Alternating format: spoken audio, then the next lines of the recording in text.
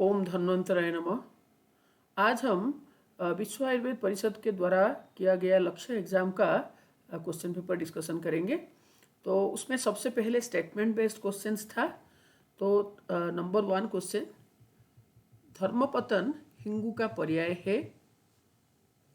हिंगू वात अनुलोमन एवं अग्निदीपन करता है। यह शूल प्रशमन एवं दीपनीय महाकषाय का द्रव्य है। अग्नि ही वैश्वानर है ना। तो इनमें से हमको देखना है कितना स्टेटमेंट्स ट्रू है और कितने स्टेटमेंट फॉल्स है। ठीक है, तो धर्मपतन हिंगू का पर्याय है, गलत है ये, क्योंकि धर्मपतन जो है वो मरीच का पर्याय है। हिंगू वातानुलोमन और अग्निदीपन करता है, सही है ये। हिंगू शूल प्रशमन और दीपनीय महाकषाय का द्रव्य है, ये गलत है, क्योंकि दीपनीय और शूल प्रशमन महाकषाय में 7 ड्रग्स कॉमन है, सड़ूषण और अजुमदा। उसको छोड़ के 3 ड्रग्स में डिफरेंस आता है। तो दीपनीय महाकषाय में है अम्लवेतस, भल्लातकास्थि, हिंगू निर्यास। तो यहाँ पर हिंगू निर्यास जो है वो हिंगू के लिए ही कहा गया। तो दीपनीय महाकषाय में ये रहा। शूल प्रशमन में जो 3 स्वतंत्र द्रव्य है, विशिष्ट द्रव्य है, वो है अजाजी, अजगंधा और गंडीर। तो हिंगू जो है वो दीपनीय महाकषाय में है, पर शूल प्रशमन में वो नहीं है। तो इसलिए स्टेटमेंट 3 जो है वो रॉन्ग है। अग्नि ही वैश्वानर है, ये सही है। तो ये चारों स्टेटमेंट में से स्टेटमेंट 2 और स्टेटमेंट 4 ये दोनों सही है। स्टेटमेंट 1 एंड स्टेटमेंट 3 ये दोनों रॉन्ग है। तो हम देखेंगे कि ये क्या किस में है। 1 रॉन्ग है और 3 भी रॉन्ग है। ठीक है, तो option B will be the right answer. Question number 2, same examine following statements and find out the most appropriate answer. तो स्टेटमेंट 1 में है वायु के द्रुतत्व दोष को स्वस्थान से शाखा अभिमुखी करता है। जब हम पढ़ते हैं कि दोष शाखा से कोष्ठ में कैसे जाता है और कोष्ठ से शाखा में कैसे जाता है, तो जब हम कोष्ठ से शाखा के कारण हम पढ़ते हैं तो उसमें हम देखते हैं कि वहाँ पर द्रुतत्वात् मारुतस्य च है। ठीक है, तो वायु के द्रुतत्व दोष को स्वस्थान से शाखाभिमुखी करता है, करेक्ट है ये। अम्ल रस वातानुलोमन करता है, करेक्ट। ग्रीष्म ऋतु में वात प्रकुपित होता है। ग्रीष्म ऋतु में वात प्रकुपित होता है। ग्रीष्म ऋतु में वात का संचय होता है, तो प्रकुपित नहीं होता है। वात व्याधि का संख्या असंख्य है, वात व्याधि का संख्या 80 है। तो आचार्य चरक ने वात नानात्मक व्याधि जो है तो उसमें उसका संख्या बताए है 80। ठीक है, तो यहाँ पर क्या हुआ, स्टेटमेंट 1 करेक्ट है, 2 भी करेक्ट है। उसके नेक्स्ट आया स्टेटमेंट 3 और 4, तो 3 रॉन्ग है, 4 भी रॉन्ग है। तो 1 and 2 are true and 3 and 4 statement जो है वो फॉल्स है। तो option A is the correct answer.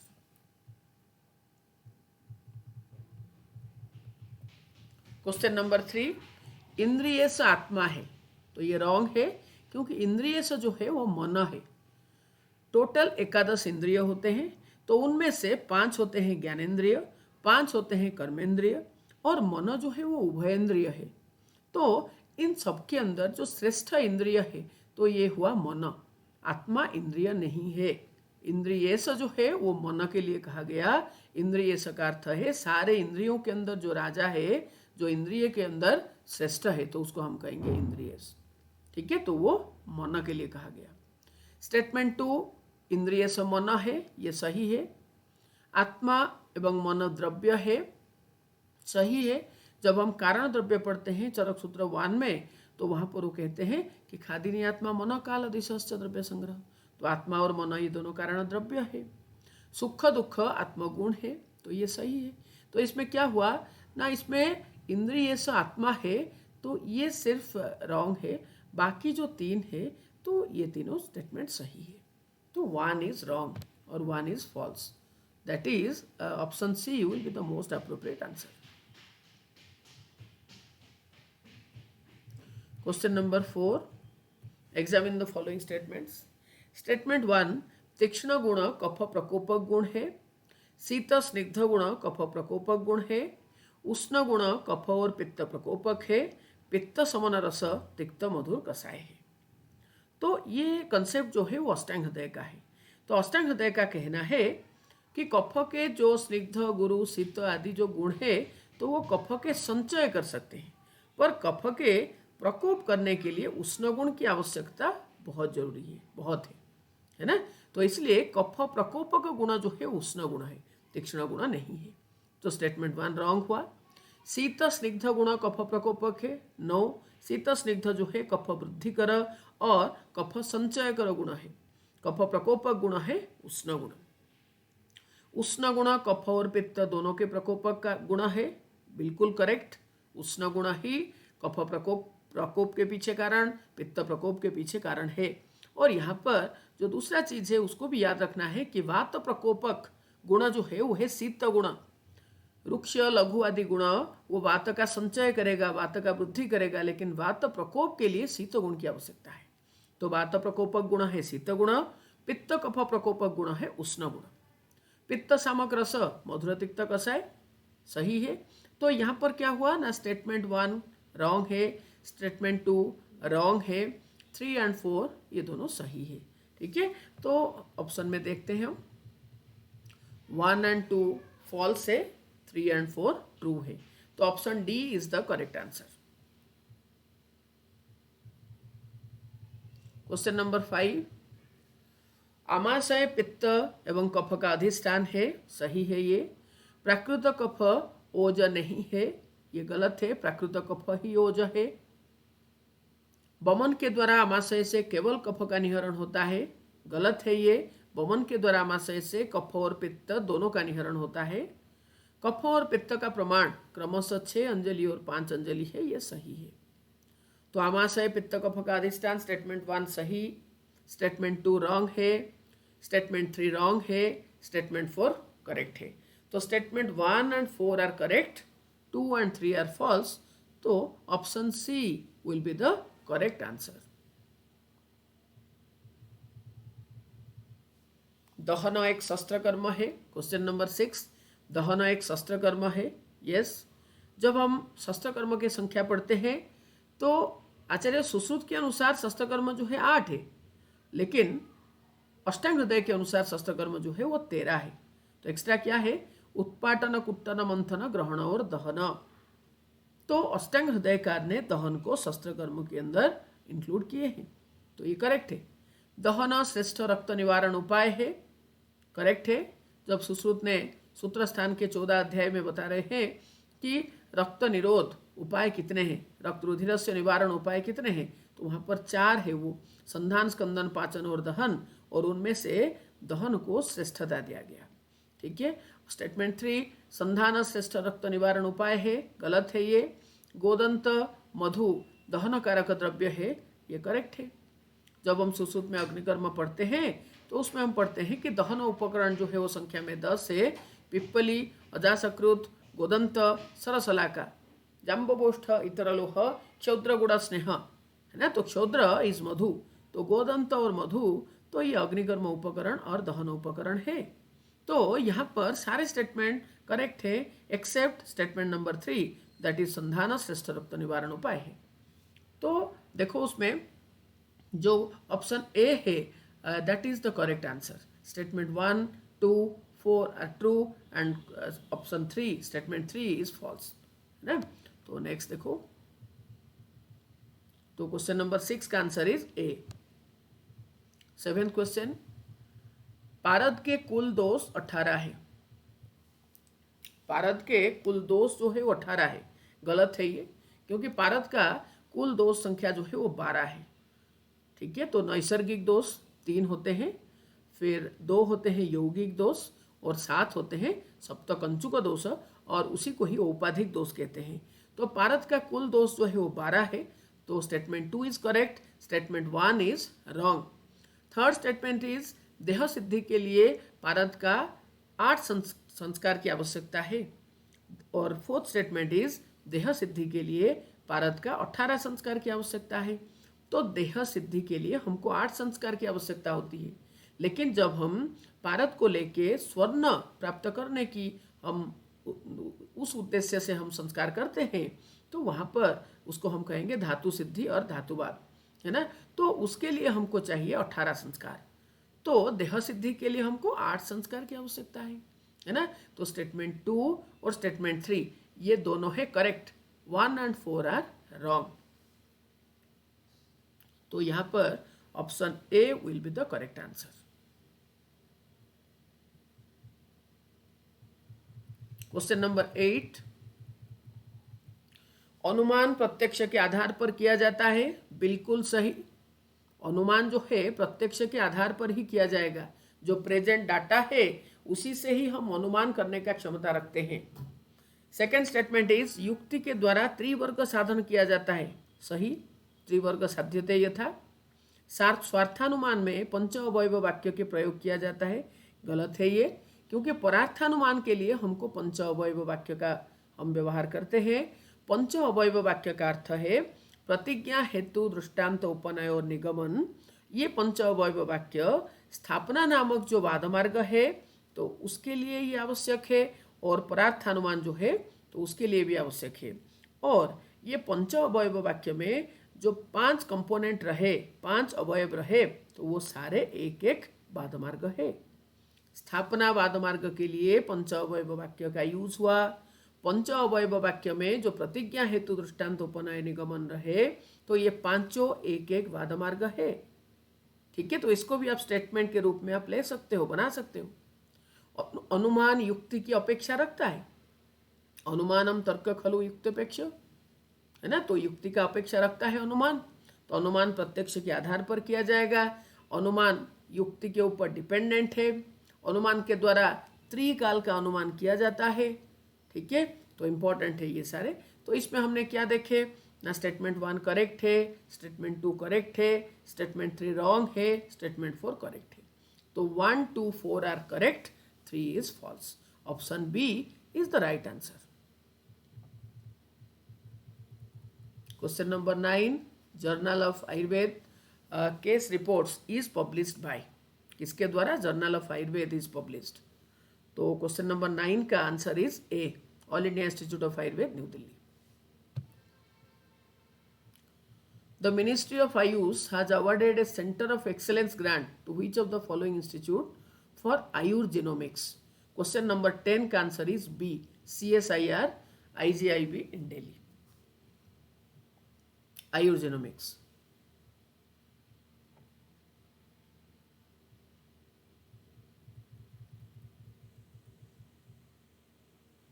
तो ये जो क्वेश्चन अभी हम देखेंगे तो यहाँ पर 2 स्टेटमेंट होगा।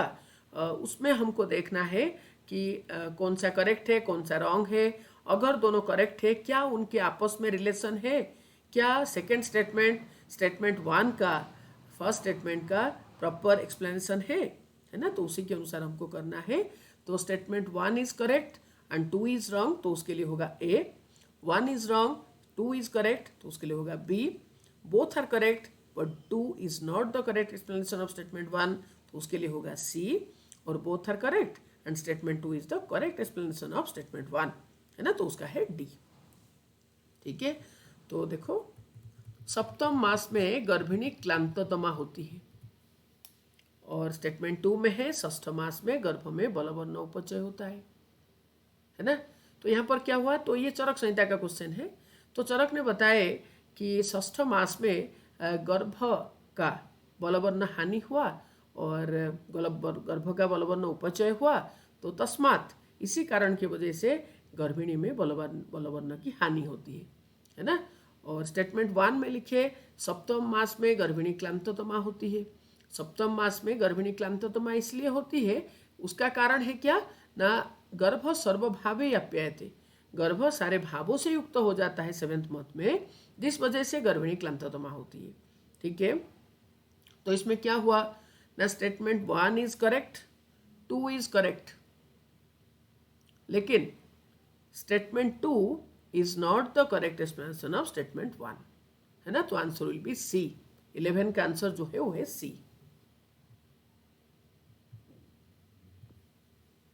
क्वेश्चन नंबर 12, सभी प्रकार के अर्श रोग में कालसेय पथ्य है, तो कालशय इज तक्र। तो अष्टांग हृदय कहते हैं कि सारे अर्शरोगी के लिए कालशय पथ्य है, करेक्ट है ये। कालशय का वीर्य शीत है और अर्शरोग में शीत उपचार श्रेष्ठ है, ये रॉन्ग है। कालशय यानी तक्र और दही ये दोनों उष्ण वीर्य होते हैं, ठीक है। तो statement 2 is wrong, statement 1 is correct. तो 12 नंबर का जो आंसर है वो होगा ए। नेक्स्ट देखो क्वेश्चन नंबर 13। वातकंटक एक जानुआश्रित वात व्याधि है। तो वातकंटक जो है वो एक खुड्डकाश्रित वात व्याधि है, वातकंटक। तो स्टेटमेंट 1 इज रॉन्ग। स्टेटमेंट 2 में है वातकंटक में क्षिप्र से 2 अंगुल ऊपर शिराभ्यत किया जाता है, बिल्कुल सही। जो हम पढ़ते हैं कि शिराभ्यत कहाँ पर करना चाहिए, तो उसमें सबसे पहला ग्रुप में जितने भी सारे रोग है, चाहे विसर्प हो, चाहे विचर्चिका हो, चाहे वातरक्त हो, चाहे वातकंटक हो, तो ये सभी में शिराभ्यत जो है क्षिप्र से 2 अंगुल ऊपर ही किया जाता है। तो statement 1 is wrong, statement 2 is correct, ठीक है। तो 1 इज रॉन्ग, तो that is option B will be the correct answer. 13 number का आंसर जो है वो है बी। Question number 14। गुल्म रोग में बार बार स्नेहन स्वेदन करना चाहिए, सही है। स्टेटमेंट 2, स्वेदन से वात समन होकर स्रोतस में मृदुता आ जाती है, बिल्कुल सही, यही कारण है जो कि आचार्य चरक ने गुल्म चिकित्सा में इसको क्लियरली मेंशन किए कि बार बार स्नेहन स्वेदन करने से जो गुल्म में दोष्य इकट्ठा होकर वहां पर गांठ जैसे बन जाते हैं, तो उसमें मृदुता आ जाती है, ठीक है। तो यहाँ पर क्या हुआ ना, दोनों स्टेटमेंट करेक्ट है और statement 2 is the correct explanation of statement 1, ठीक है। तो क्वेश्चन नंबर 14 का answer is D. Question number 15। उपसय एवं सात्म्य एक अर्थवाचक है, बिल्कुल सही। उपसय जो है वो सुखावह है, सात्म्य जो है वो यत आत्मनि उपसेते। उपसय और सात्म्य एक दूसरे के पर्याय है, तो statement 1 is correct. Statement 2 is अनुपसय का अंतर्भाव निदान में किया जाता है। तो अगर उपसय सुखावह है तो अनुपसय सुखावह नहीं है। जो सुखावह नहीं है तो वो हमारे दुख का कारण है, कष्ट का कारण है, तो दैट इज निदान। तो अनुपसय का अंतर्भाव निदान में निश्चित रूप में किया जाएगा और उपसय और सात्म्य एक अर्थवाचक है। तो यहाँ पर ये दोनों स्टेटमेंट करेक्ट है, पर statement 2 is not the correct explanation of statement 1, ठीक है। तो क्वेश्चन नंबर 15 का answer will be C.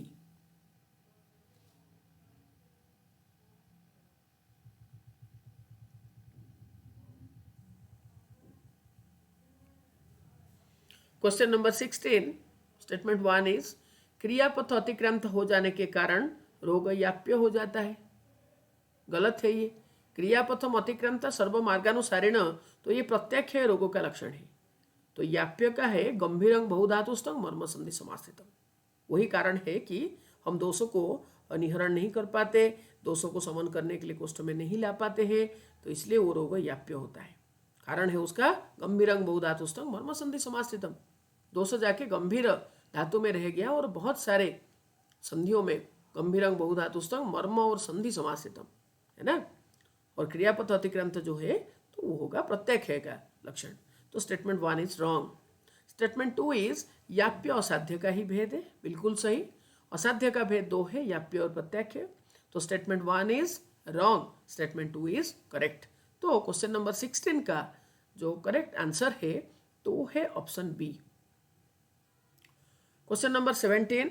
Statement 1 is बल का अनुमान व्यायाम से किया जाता है, बिल्कुल सही है ये। स्टेटमेंट 2 इज व्यायाम शरीर मार्दव कर्म में श्रेष्ठ है, ये गलत है। व्यायाम जो है स्थैर्य करणाम श्रेष्ठ है, मार्दव करणाम श्रेष्ठ स्वेद है। स्वेदन जो है वो मार्दव करणाम श्रेष्ठ है, व्यायाम स्थैर्य करणाम श्रेष्ठ है। तो statement 1 is correct, statement 2 is wrong. Statement 1 is correct. तो क्वेश्चन नंबर 17 का आंसर जो है वो होगा option A. Question number 18। Statement 1 is नेत्राभिस्यंद एक मज्जा दुष्टिजन्य विकार है, सही है। स्टेटमेंट 2 इज महत अस्थि के अभ्यंतर में मज्जा रहता है, बिल्कुल सही। तो नेत्राभिस्यंद हो तो ये मज्जा दुष्टिजन्य विकार है और मज्जा का जो मल है वो नेत्रबीट है। Please try to understand this. तो इसी से ही बहुत सारे स्टेटमेंट बन सकते हैं। मज्जा का जो मल है वो नेत्रबीट है, तो इसलिए मज्जा दुष्टि से नेत्राभिसंध हो रहा है। मज्जा वृद्धि होती है तो सर्वांग नेत्र गौरव होता है ना। तो याद रखना है इसको। तो ये सही है। और महत अस्थि के अंदर मज्जा रहता है, ये भी सही है। और छोटे अस्थियों के अंदर मेद रहता है ना। तो ये दोनों सही है, पर statement 2 is not the correct explanation of statement 1, है ना। तो क्वेश्चन नंबर 18 जो है उसका आंसर होगा सी। क्वेश्चन नंबर 19, स्टेटमेंट 1 इज हृदय त्रिगुण और त्रिदोष का अधिष्ठान है। बिल्कुल सही, त्रिगुण और त्रिदोष का अधिष्ठान है। स्टेटमेंट 2 इज त्रिदोष अव्यापन्न अवस्था में शरीर को धारण करता है। बिल्कुल सही। सुश्रुत सूत्र स्थान 21 अध्याय, तो वहां पर वो कहते हैं त्रिस्थूण, और वहीं पर वो कहते हैं कि ये त्रिदोष अव्यापन्न स्थिति में रहेंगे तो ये शरीर को धारण करते हैं, और जब ये व्यापन्न होते हैं, कुपित होते हैं, तो शरीर में रोग उत्पन्न करते हैं, विनाश के पीछे कारण होते हैं। ठीक है, तो यहाँ पर क्या हुआ, statement 1 is correct, statement 2 is correct, पर ये दोनों जो है वो statement 2 is not the correct explanation of statement 1। तो क्वेश्चन नंबर 19 का answer is C. Question number 20, first statement is लंघन अपतर्पण का एक भेद है। सही है। स्टेटमेंट 2 अपतर्पण जन्य व्याधि का चिकित्सा संतर्पण है। सही है। तो यहाँ पर ये दोनों स्टेटमेंट सही है, पर statement 2 is not the correct explanation of statement 1। Question number 20 का भी आंसर सी होगा।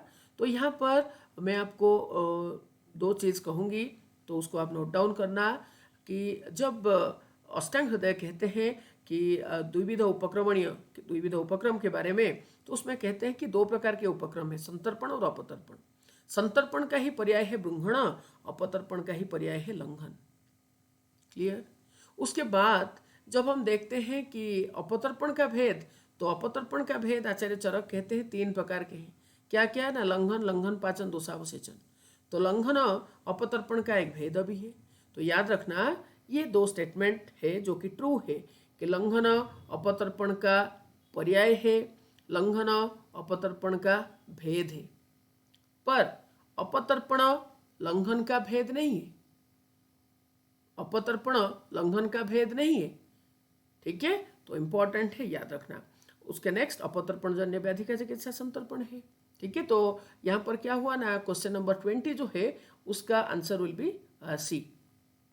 Next is question number 21, statement 1 निमित्तानुरूपा विकृति के भेद है। यस, जब हम इंद्रिय स्थान पढ़ते हैं तो उसमें चरक बताते हैं कि विकृति 3 प्रकार के हैं, लक्षण निमित्ता, लक्ष्य निमित्ता और निमित्तानुरूपा। ठीक है ना, तो निमित्तानुरूपा विकृति का भेद है, इंद्रिय स्थान का रेफरेंस है ये। और स्टेटमेंट 2 है निदान सेवन रोग उत्पत्ति के लिए समवायी कारण है। नो, ये रॉन्ग है। निदान जो है रोग उत्पत्ति के निमित्त कारण है, रोग उत्पत्ति के समवायी कारण जो है वो त्रिदोष है, और रोग उत्पत्ति के जो असमवायी कारण है वो है दोष दुष्य समूर्छना। वेरी वेरी इंपॉर्टेंट स्टेटमेंट्स, इसको याद रखना। ठीक है, तो यहाँ पर क्या हुआ ना, statement 1 is correct, statement 2 is wrong. तो क्वेश्चन नंबर 21 का answer will B option A. Question number 22, statement 1 क्षुद्र रोग में दोष मांस, मेद और त्वक में स्थान संचय करता है। रॉन्ग है ये। क्षुद्र रोग कुष्ठ विसर्प में दोष स्थान संचय करता है त्वक रक्त मांस में, त्वक रक्त मांस। सुश्रुत सूत्रस्थान 21 अध्याय 60 क्रियाकाल, तो जो चतुर्थ क्रियाकाल है स्थान संचय, तो वहां पर उन्होंने कहे कि क्षुद्र रोग कुष्ठ विसर्प इसमें दोष स्थान संचय करता है त्वक रक्त मांस में। तो statement 1 is wrong. Statement 2 is क्षुद्र रोग का चिकित्सा भेदन और विश्रावण है। सही है ये। क्षुद्र रोग का चिकित्सा जो है वो भेदन और विश्रावण है ना। तो statement 2 is correct, statement 1 is wrong. तो क्वेश्चन नंबर 22 का answer will be B. Question number 23, पद्मकादि गण में जीवन पंचमूल और लघु पंचमूल समाहित है। पद्मकादि गण में नो। तो यहां पर 2 चीज मैं कहूंगी, उसको नोट डाउन करना। अष्टांग हृदय जब उन्होंने आपको पद्मकादि गण के बारे में बता रहे हैं, तो उसमें वो कहते हैं कि जीवनी और महाकसाय में जो 10 द्रव्य है तो वो 10 द्रव्य इंक्लूडेड है पद्मकादिगण में, पद्मकादिगण में। ठीक है, उसके नेक्स्ट पद्मकादि गण का वर्णन अष्टांग हृदय ने सुश्रुत का जो काकोल्यादि गण है उसके जगह में वर्णन किए। काकोल्यादि गण के जगह पे अष्टांग हृदय ने पद्मकादि गण का वर्णन किए हैं। पद्मकादि गण जो है उसका दोष कर्म है वातपित्त समन, वातपित्त समन पद्मकादि गण। घ्नन्ति रणपित्तम प्रीणन जीवन स्तन्यकर, घ्नन्ति रणपित्तम प्रीणन जीवन बृंहण वृश्य। तो ये पद्मकादि गण का कर्म है, इंपॉर्टेंट। स्तन्यकर है, वातपित्त सामक है, प्रीणन जीवन बृंहण वृश्य, तो पद्मकादि गण का कर्म है ये। तो यहाँ पर क्या क्या हुआ, स्टेटमेंट 1 इज रॉन्ग और स्टेटमेंट 2 जो है तो वो सही है। तो क्वेश्चन नंबर 23 का answer will be B.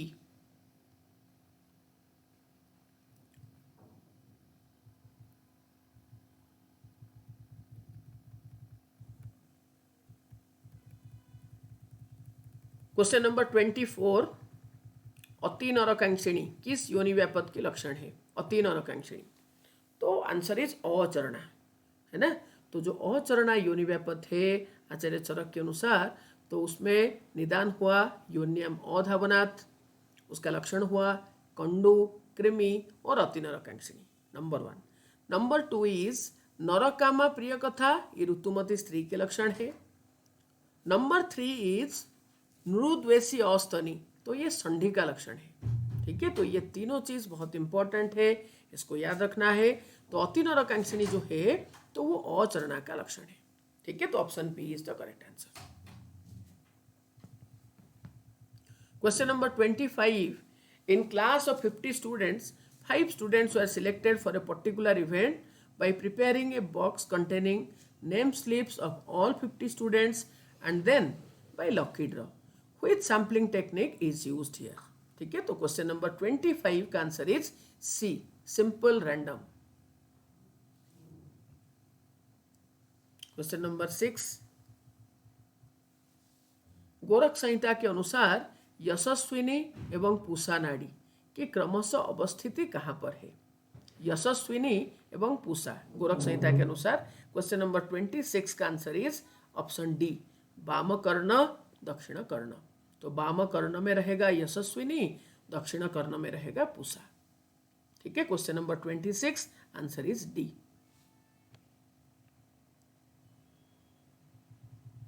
Question number 27, here is a set of 5 different mobile numbers, this and this is an example of, कौन सी डाटा है ये?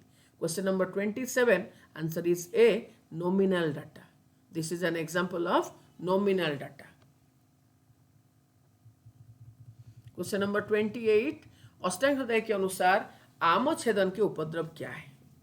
ठीक है, तो अष्टांग हृदय के अनुसार आम छेद के जो उपद्रव है वह है क्षतज विसर्प। क्वेश्चन नंबर 28 का आंसर इज ए। तो यहाँ पर मैं आपको 2 इंपॉर्टेंट चीज कहूंगी, उसको आप लिखो। तो नंबर 1 इज कि आचार्य चरक कहते हैं कि ग्रंथि का जब हम चिकित्सा करते हैं, शस्त्रकर्म करते हैं, छेदन करते हैं, उसके बाद अगर हमने उस क्षत को रोपण नहीं कर पाए तो उसके उपद्रव होगा क्षतज विसर्प। नंबर 2 इज आचार्य सुश्रुत के अनुसार अगर हमने आम व्रणशोभ का छेदन कर रहे हैं तो वहां पर होगा क्षतज विद्रधि। नंबर 3 इज पक्व व्रणशोभ को अगर हम उपेक्षा करते हैं तो उसके उपद्रव में होगा नाड़ी व्रण। और अष्टांग हृदय कहते हैं कि आम अवस्था में अगर हम छेदन करते हैं तो उससे होगा क्षतज विसर्प।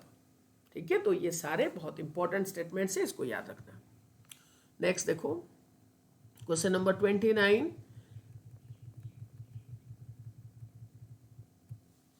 स्व विषय असंप्रयोगे चित्तस्य स्वरूपानुकार इव इंद्रियाणाम, ये क्या है? Question number 29 answer is B, that is प्रत्याहार। प्रत्याहार का अर्थ है विड्रॉल, हम विड्रॉ कर रहे हैं मन को। स्व विषय असंप्रयोगे चित्तस्य स्वरूपानुकार इव इंद्रियाणाम, तो ये प्रत्याहार है। जैसे कि आप अभी योगा डे का सेलिब्रेशन एवरीवेयर चल रहा है, तो अष्टांग योग तो अष्टांग योग के अंतर्गत है प्रत्याहार, और प्रत्याहार का अर्थ है टू विड्रॉ, है ना। तो हमारा जो मन का और इंद्रियों का विषय से उसको विड्रॉ कर लेना, है ना, तो उस विड्रॉल को हम कहेंगे प्रत्याहार। Question number 30, which of the following statement regarding international yoga day is wrong. ठीक है, तो क्वेश्चन नंबर 30 का answer is C, the IYD is first time celebrated in the year 2016। तो ये जो फर्स्ट टाइम सेलिब्रेटेड का ईयर जो है वो है 2015। ठीक है, तो आज के लिए हम इतना करेंगे, और उसके नेक्स्ट वीडियो में हम 31 से लेके लास्ट तक करेंगे। God bless you, wish you all the best.